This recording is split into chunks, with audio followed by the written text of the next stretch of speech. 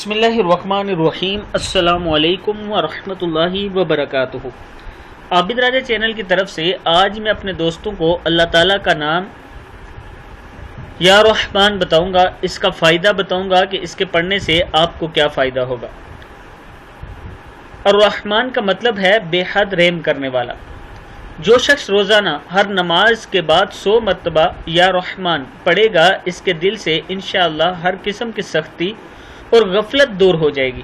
اگر کوئی شخص ارحم الراحمین پڑھتا ہے یا لکھ کر دھو کر وہ پانی کسی درخت کی جڑ میں ڈال دے تو اس درخت کے پھل میں برکت ہوگی۔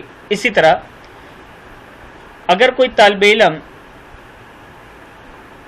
اپنا سبق یاد کرنے کے لیے اس کو 100 مرتبہ پڑھتا ہے تو انشاءاللہ اس کا دماغ بھی کھل جائے گا اور اس کو سبق بھی یاد ہو جائے گا۔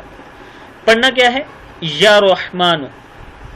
یہ کتنی بار پڑھنا ہے؟ 100 مرتبہ پڑھنا ہے۔ اس کا آپ کو بہت زیادہ فائدہ ہوگا۔